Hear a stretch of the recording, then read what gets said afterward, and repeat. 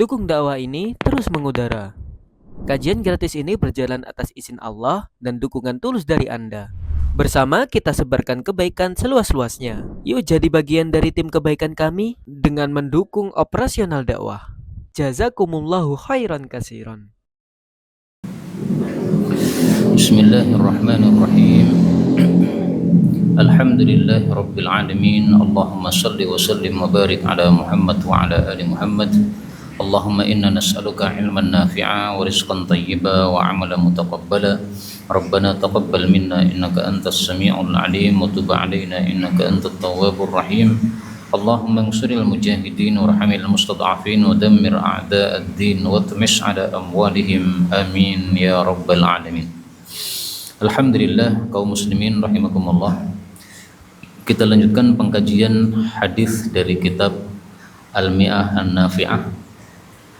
Dan kita sudah sampai pada hadis yang ke-91, Fadlus Suhulah, fadilah mudah.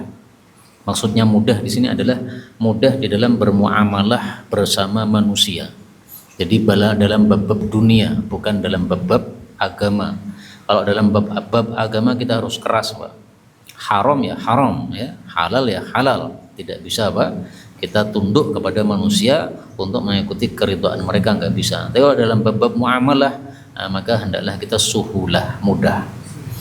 Qala Rasulullah sallallahu alaihi wasallam, man kana, barang siapa yang adalah yaitu sahlan, mudah. Mudah maksudnya ketika bermuamalah kepada manusia dalam bab dunia. Hayyinan, dan dia itu tawadhu, ya. Hayyinan arti asalnya hina. Hina maksudnya tawadhu, merendahkan dirinya di hadapan kaum muslimin. Layyinan, yang dia itu lembut. Haramahullahu, Allah mengharamkan dia 'alan nari, terhadap neraka. Contoh tawadhu'nya Nabi sallallahu alaihi wasallam disebutkan oleh para ulama bahwasanya beliau itu mengikuti pembicaraan para sahabat. Kalau mereka bicara dalam bab dunia, maka Nabi ikut bicara dalam bab dunia. Kalau mereka bicara dalam bab akhirat, maka Nabi ikut bicara dalam bab akhirat. Kalau mereka bicara soal makanan, Nabi juga ikut nimbrung bicara soal makanan. Itu penjelasan para ulama, ya, bahwasanya Nabi seperti itu.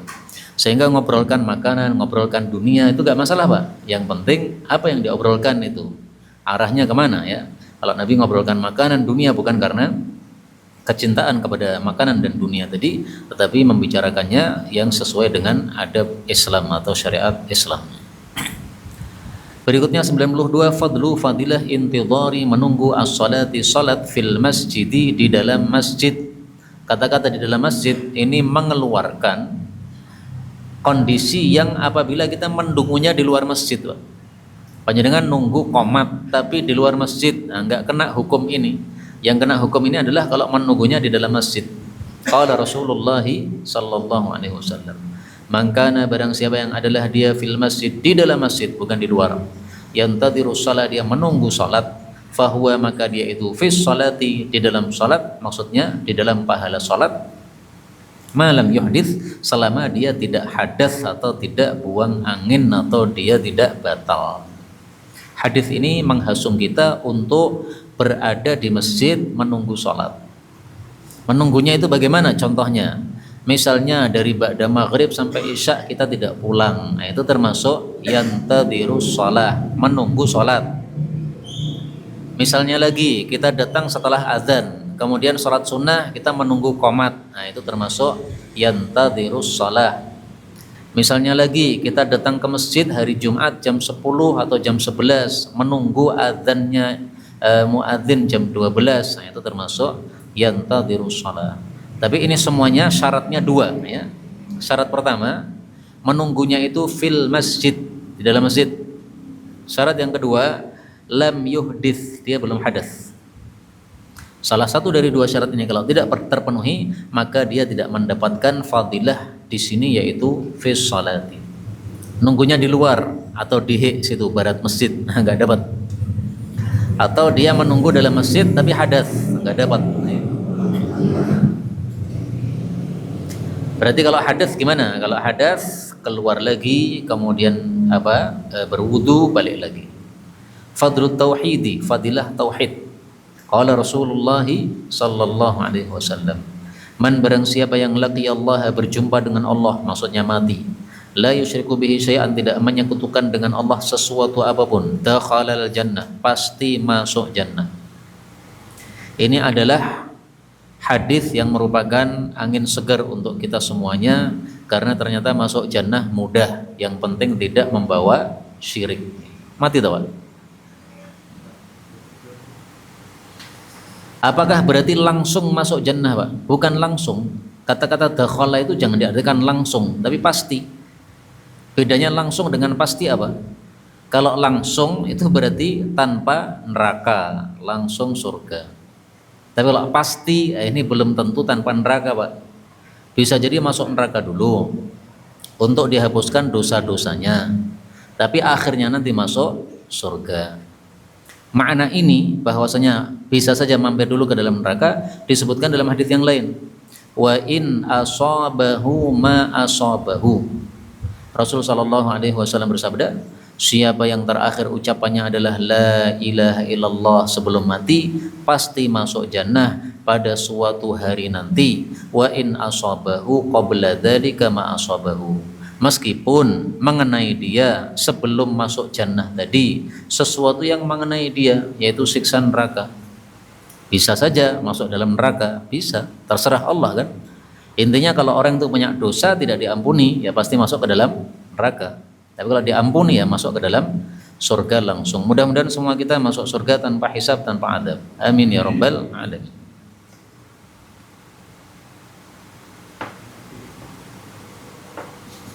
Ya, moga. Berikutnya fadlur ribati, fadilah melakukan ribat. Kok malah mati? Qala Rasulullah sallallahu alaihi wasallam, man mata, barang siapa yang mati murabitan, sebagai pelaku ribat, fi sabilillah, di jalan Allah, ammanahullah, Allah pasti mengamankan dia, min, dari fitnati, ujian al-qabri, kuburan. Ujian kuburan yang dimaksud adalah pertanyaan dari malaikat mungkar dan nakir. Dibikin aman maksudnya dia tidak perlu ditanya, sehingga sudah pasti selamat di kuburnya. Karena kalau orang ditanya bisa menjawab selamat, tidak bisa menjawab tidak selamat. Nah, di sini Allah bikin dia aman sehingga tidak perlu ditanya lagi oleh malaikat mungkar dan nakir. Maka fitnatul qabr itu kalau kita rinci ada 4. Yang pertama, man rabbuka, siapa Tuhanmu. Yang kedua, ma dinuka, apa agamamu. Yang ketiga, man nabiyuka, siapa nabimu. Yang keempat, ma ilmuka, ya, dari mana kamu tahu bahwa itu nabi. Jadi tidak cukup ditanya ini nabi, ini siapa, Muhammad, enggak cukup, Pak. Ditanya terakhir, ma ilmuka, dari mana tahu kalau dia nabi. Kan enggak pernah ketemu kan, enggak pernah ketemu dengan Nabi SAW, enggak pernah lihat wajah beliau. Kita hanya membaca hadis-hadis, sabda-sabda dan perbuatan beliau.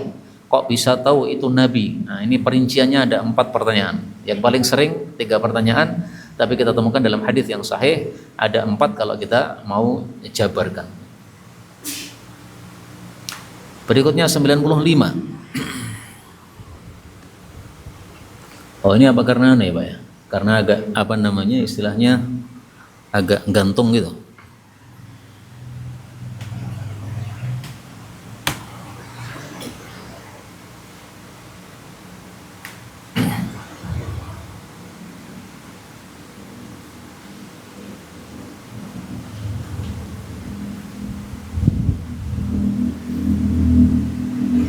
Gak mau.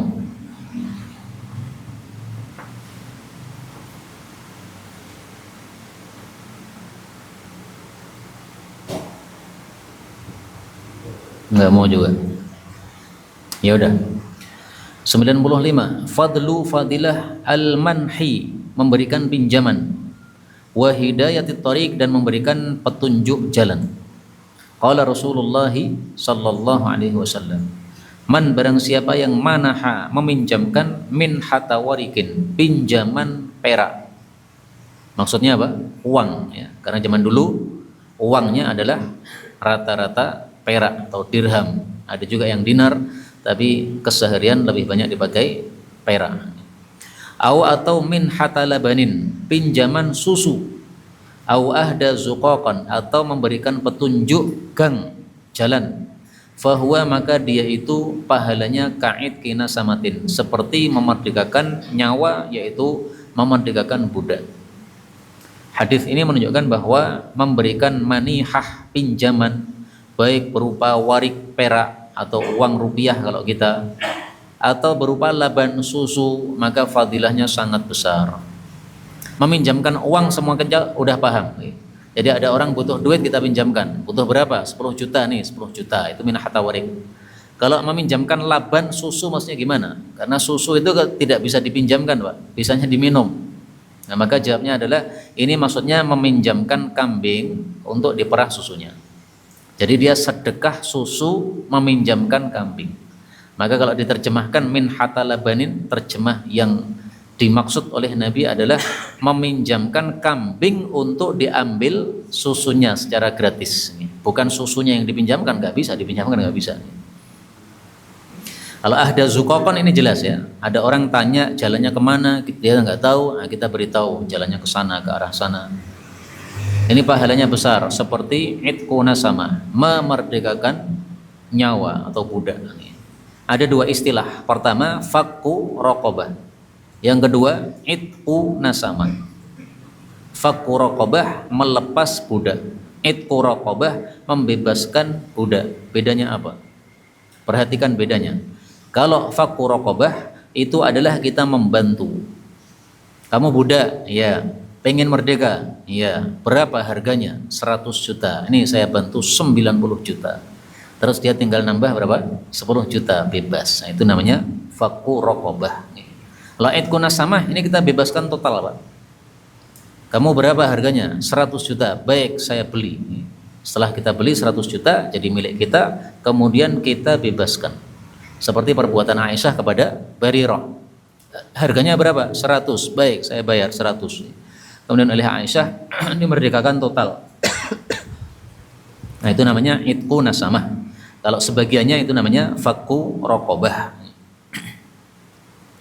Berikutnya 96, fadlu fadilah ingdhari, memberikan tunda al-mu'sir, kepada orang yang susah bayar utang maksudnya. Qala Rasulullah sallallahu alaihi wasallam, man, siapapun nafasa, melonggarkan, an gharimihi, kepada orang yang utang kepadanya, atau maha anhu, menghapus darinya, hutangnya dihapus, kana adalah fi dhillil arsy, di bawah naungan singgasana Allah, yaumal qiyamah, besok pada hari kiamat. Hadis ini menunjukkan bahwa besok pada hari kiamat ada orang-orang yang di padang mahsyar oleh Allah dikasih naungan. Naungannya dari mana? Dari singgasana Allah Subhanahu wa taala. Dinaungi dari apa? Dari sinar matahari yang sangat dekat dengan kepala kita. Karena di padang mahsyar sangat panas, kepala dekat dengan matahari, semua keringat kita keluar, keringatnya sesuai dengan amal masing-masing. Amalnya semakin jelek berarti keringatnya semakin banyak. Amalnya yang semakin baik maka keringatnya semakin sedikit. Nah, kita butuh kepada dhil, naungan. Kata-kata ini dhillil arsy, naungan singgasana Allah, ini menjelaskan hadis yang lain yang mengatakan dhillihi, naungan Allah. Naungan Allah maksudnya apa? Naungan singgasana Allah. Jadi satu hadis dengan hadis yang lain saling menafsirkan. Ada 3 hal yang bisa kita lakukan untuk orang yang hutang kepada kita. Di sini oleh Nabi disebutkan 2, tapi sebenarnya ada 3. Yang pertama, nafasa, melonggarkan. Melonggarkan artinya sudah sudah jatuh tempo melunasi, dia belum bisa. Nah, kita tunda lagi. Itulah yang dimaksud ingdharil mu'sir. Yang kedua yang bisa kita lakukan, maha, kita hapus. Sudah jatuh tempo, kemudian dia datang, mohon maaf belum bisa melunasi. Nah, maka kita katakan sudah saya hapus, jadi nggak usah dilunasi. Berarti nggak punya tanggungan hutang. Satu lagi yang tidak disebutkan Nabi, tapi disebutkan dalam hadis yang lain, yaitu apa? Wada'a anhu. Wada'a, meletakkan, anhu, dari orang tadi. Meletakkan maksudnya diturunkan. Hutangnya berapa? 100 juta. Kemudian setelah jatuh tempo dia membawa 50 juta. Mohon maaf, semestinya 100 juta, tapi saya baru bisa 50. Tolong 50-nya ditunda lagi. Kita mengatakan 50 bebas. Nah, itu bukan menghapus tapi mengurangi, menurunkan. Nah, tiga-tiganya ini semakna, yaitu menyebabkan Allah Subhanahu wa taala ridho terhadapnya sehingga dinaungi oleh Allah Subhanahu wa taala besok pada hari kiamat. Ini tentunya orang-orang kaya yang melakukan, Pak, ya. Melonggarkan, menghapus, mengurangi. Berikutnya fadlu fadilah wasli, menyambung as-sofi, sof, yaitu sof yang putus. Qala Rasulullah sallallahu alaihi wasallam, man siapapun wasala, menyambung sofan satu sof, wasalahullah, Allah pasti menyambungnya, yaitu dengan rahmat. Wa man qata'a, dan barang siapa yang memutus sofan satu sof, qata'ahullah, Allah pasti memutusnya, yaitu dengan dari rahmatnya. Hadis ini menunjukkan bahwasanya menyambung sof atau sof yang rapat hukumnya adalah wajib.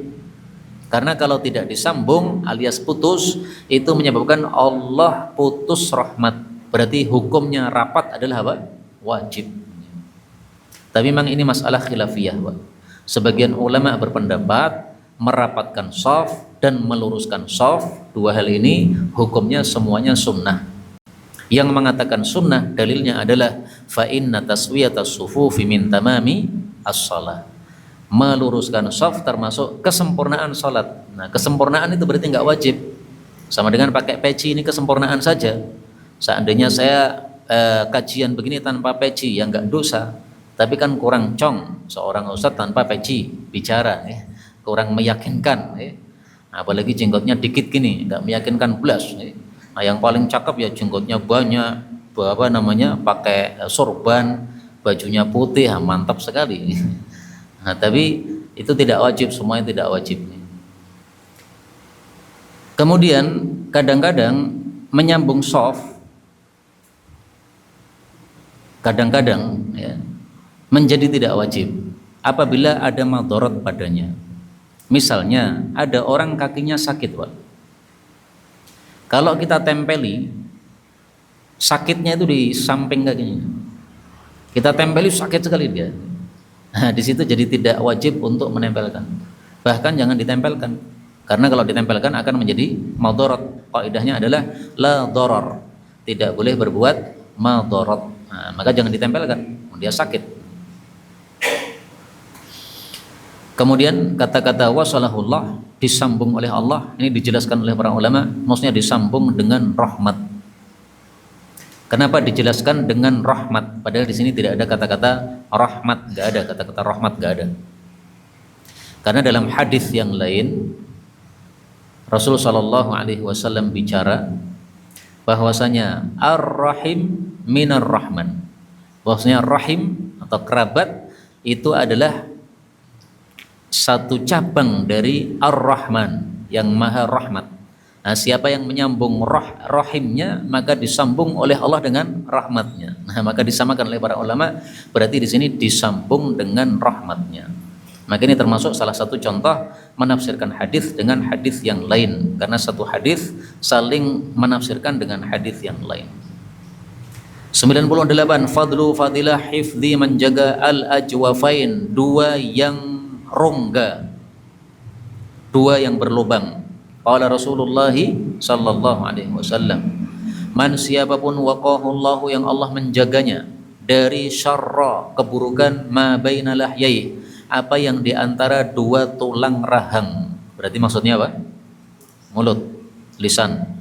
Karena mulut kita berongga, lubang.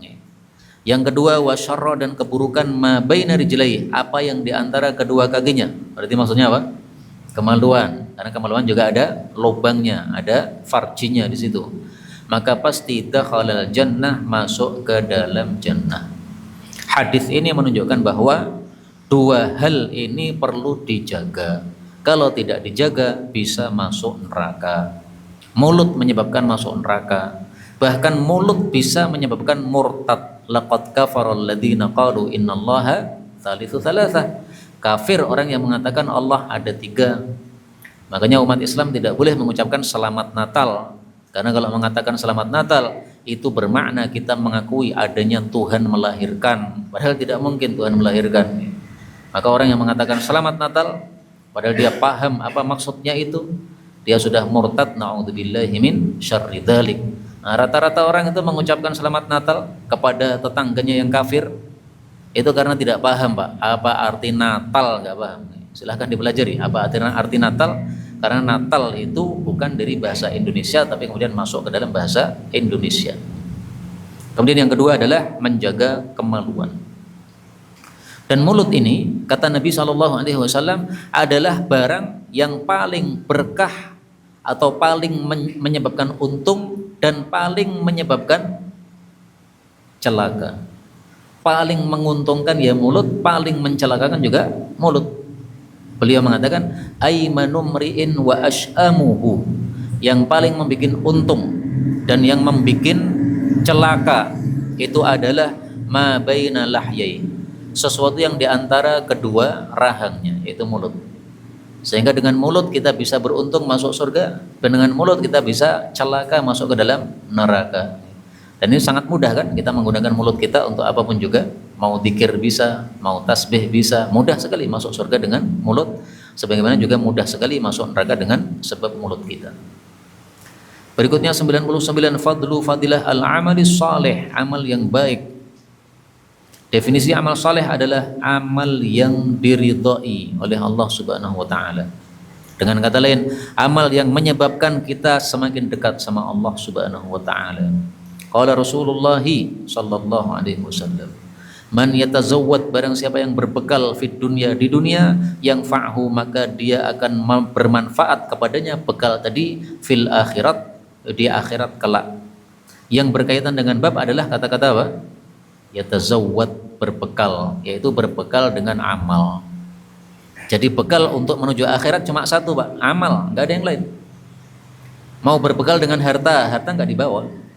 Sebagaimana sabda Nabi sallallahu alaihi wasallam, yatba'ul mayyita thalathun, yang mengikuti mayit itu ada 3. Yang pertama hartanya, yang kedua keluarganya, yang ketiga amalnya. Kalau sudah diantar ke kuburan, maka yang 2 pulang, yaitu keluarganya sama hartanya. Yang bersama dia di kubur adalah amalnya. Nah, ini menunjukkan bahwa bekal untuk kehidupan akhir itu cuma satu, yaitu amal. Karena yang lain-lain itu pasti akan kita tinggalkan. Nah, makanya judulnya adalah amalis saleh.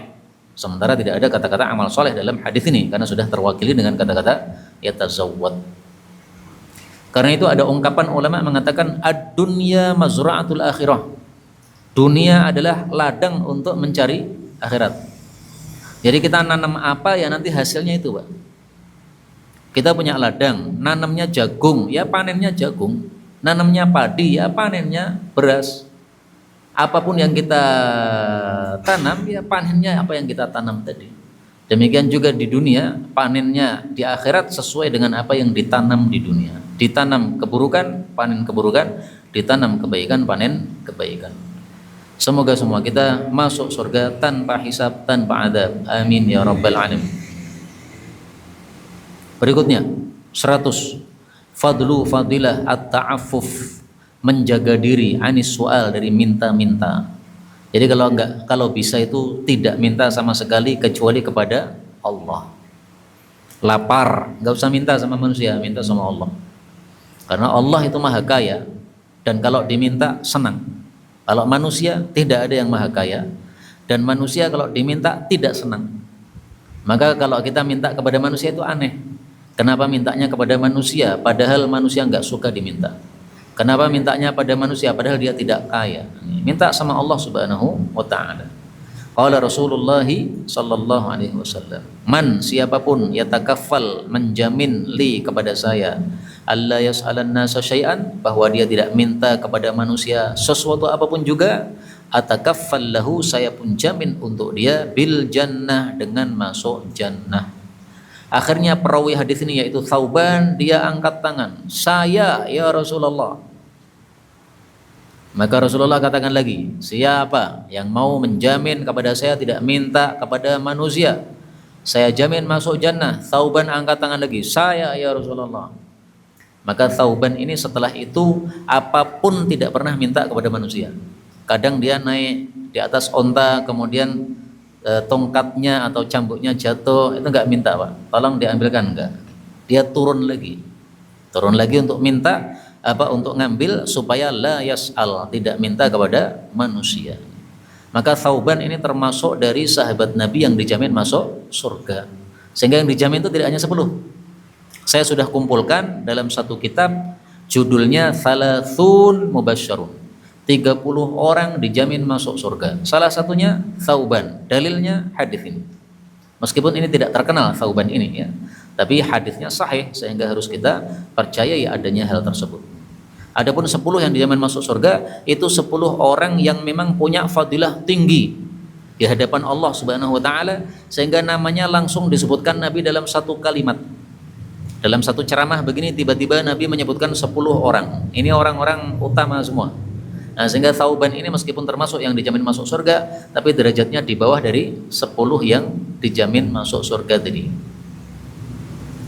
101 fadlu fadilah musa'adati, membantu al-akh, saudara sesama muslim. Qala Rasulullah sallallahu alaihi wasallam, mayyakun, siapapun yang berada fi hajati akhi, pada hajat saudaranya, yaitu membantunya, yakunillahu, adalah Allah fi hajatihi, berada pada hajatnya, yaitu membantu hajat dia. Sehingga kalau hajat kita kok tidak selesai-selesai, Pak, cara paling gampang supaya diselesaikan Allah, bantu hajatnya orang lain. Makanya saya jadi teringat kasus tsunami Aceh 2004, Desember 2004. Kemudian 2005 kita dikirim oleh Ustadz Mudakir hafizahullah ke Aceh, naik kapal. Masih ingat Pak ya, yang kesana itu?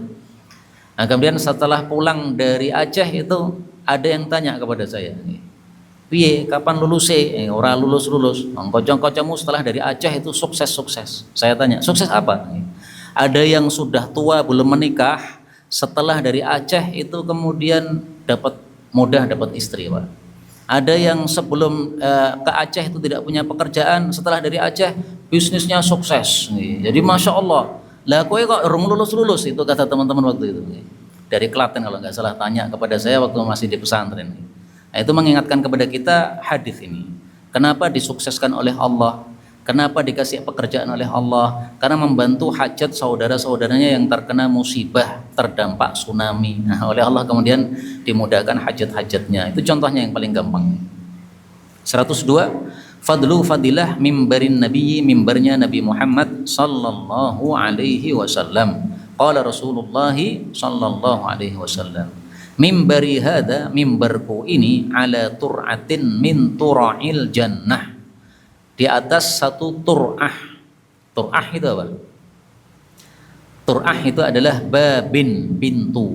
Nah, berarti di atas satu pintu dari pintu-pintu jannah.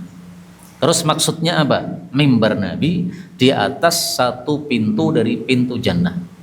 Ada dua tafsiran. Tafsiran yang pertama dipahami sesuai zahirnya. Jadi mimbar Nabi nanti akan dipindah ke surga sebagai unda-undaan untuk masuk surga. Sehingga ini fadilah dari mimbar Nabi Muhammad SAW akan dipindah ke surga. Sebagaimana ada barang yang dipindah dari surga ke dunia, yaitu Hajar Aswad, ada barang yang dipindah dari dunia ke surga, yaitu mimbar Nabi SAW. Tafsiran yang kedua, ini adalah majaz saja. Maksudnya, siapa yang ibadah di dekat mimbar Nabi, maka itu perantara menuju ke dalam surga. Istilahnya raudhah, ya, tempat di dekat mimbar, antara mimbar sampai dengan apa? Rumah Nabi SAW. Istilahnya raudhah. Mudah-mudahan semua kita bisa ibadah di raudhah dengan ikhlas karena Allah Subhanahu wa taala. Amin ya rabbal alamin. 103 fadlul adzan, fadilah adzan. Dirampungin Pak ya, kurang dikit Pak. Qala Rasulullah sallallahu alaihi wasallam, al muadzin, muadzin itu yughfaru lahu, diampuni untuknya, madda sautihi, sejauh suaranya. Ini fadilah yang pertama. Fadilah yang kedua, wa ajruhu, dan pahala muadzin tadi, mithlu ajri, semisal pahala man shalla ma'ah, siapapun yang salat bersama dia. Nah, berarti semakin keras adanya, semakin besar fadilahnya. Karena pengampunannya sejauh suaranya sampai. Karena itu dalam adzan tidak disyariatkan dilakukan, dalam adzan disyariatkan dikeraskan. Sehingga melakukan adzan hukumnya dalam bab fikih para ulama mengatakan makruh. Makruh itu gimana? Sah tapi tidak baik. Tapi sekarang sudah merajalela, di mana-mana rata-rata adzan itu dilakukan. Itulah yang disebut sebagai sunnah Nabi yang sudah mati. Makanya Umar bin Abdul Aziz memberikan warning kepada muadzinnya. Kamu itu adzan kalau nggak bisa datar nggak usah adzan. Adzan itu di masa Nabi datar. Kalau nggak datar nggak usah adzan. Itu kata Umar bin Abdul Aziz. Ini kalau sekarang kita praktekkan, nggak usah datar, nggak usah adzan, nggak ada yang adzan, Pak. Karena rata-rata adzannya apa? Diliuk-liukkan, yang makruh seperti itu. Kemudian hadis ini menunjukkan semakin banyak jamaah berarti semakin besar pahalanya muadzin. Maka insya Allah orang-orang yang adzan di Masjidil Haram, Masjidil Nabawi itu fadilahnya paling besar. 104 fadlul muadzin, fadilahnya muadzin lagi ada dua fadilahnya, ada dua hadisnya. Qala Rasulullah sallallahu alaihi wasallam, al muadzinun, orang-orang yang adzan, atwalun nasi, orang yang paling panjang, a'naqon, tengkoknya, yaumal qiyamah, besok pada hari kiamat. Seperti binatang apa Pak? Jerapah, panjang tengkoknya, atau seperti dinosaurus atau apalah. Tadi apik napa elek? Nah ini ada dua tafsiran Pak. Yang pertama adalah hakikatan, hakikatnya memang begitu. Jadi memang tengkoknya modot. Fungsinya apa? Karena kita berada di padang mahsyar yang sangat panas, keringatnya sangat banyak. Kalau kita pendek apa ini tengkoknya ya tenggelam di keringat. Nah maka tengkoknya dinaikkan supaya tidak tenggelam pada keringat. Tapi pendapat ini tampaknya kurang bagus Pak. Karena kalau tengkoknya modot ya tambah nyundul matahari, nah, maka tafsiran yang kedua yang lebih saya sukai, nggak perlu modot-modot, nggak perlu. Ini adalah majazi. Maksudnya gimana? Ashrafun nas, orang yang paling mulia. Dalam bahasa Arab, orang yang paling mulia diungkapkan dengan kata-kata tengkoknya panjang. Dalam bahasa Indonesia, orang yang sombong, besar kepala, diungkapkan dengan kata-kata besar kepala. Padahal kepalanya ya normal saja Pak. Jadi ini cuma ungkapan saja, bukan betul-betul motot, bukan. Nah saya lebih suka tafsiran yang kedua ini, karena kalau ditafsirkan yang pertama tadi lucunya ya, selamat dari keringat tapi malah nyundul matahari tambah panas. Wallahu a'lam. 105 terakhir. Fadlu fadilah al-mukhalatah. Mukhalatah yaitu bergaul dengan manusia, ma'as sabri tapi disertai dengan sabar. Qala Rasulullah sallallahu alaihi wasallam, al-mu'min orang beriman alladzi yang yukhalitu bergaul annas dengan manusia, wa yasbir dan sabar ala adahum atas gangguan mereka, itu afdalu lebih afdal minal mu'min daripada orang beriman alladzi la yukhalitun nas yang tidak mau bergaul dengan manusia, wa la yasbiru ala adahum dan tidak mau sabar terhadap gangguan mereka. Hadis ini mengandung dua masalah. Masalah yang pertama, bahwasanya khiltah lebih afdal daripada uzlah. Khiltah itu apa? Kita hidup bermasyarakat, itu namanya khiltah. Uzlah itu apa? Uzlah itu kita hidup menyendiri di gunung atau di hutan, sehingga kita tidak diganggu oleh siapapun juga. Nah kata Nabi, khiltah lebih afdal daripada uzlah. Kenapa? Karena khiltah itu kita bisa banyak melakukan kebaikan Pak. Sholat jamaah bareng, pengajian bareng, kemudian ada banjir, ada yang membantu. Nah, seperti ini adalah kebaikan-kebaikan yang tidak mungkin didapatkan ketika kita melakukan uzlah. Tapi syaratnya harus sabar. Kemudian yang kedua, hadis ini menunjukkan namanya khiltah itu pasti ada gangguan Pak. Panjenengan pengen khiltah tanpa gangguan, nggak mungkin. Silahkan mati saja kalau tidak mau diganggu manusia. Jadi dimanapun panjenengan berada pasti ada yang mengganggu. Itu sudah sunnatullah. Dalilnya apa Pak? Bahwa dimanapun kita berada pasti ada yang mengganggu. Dalilnya apa? Dalam Al-Quran apa?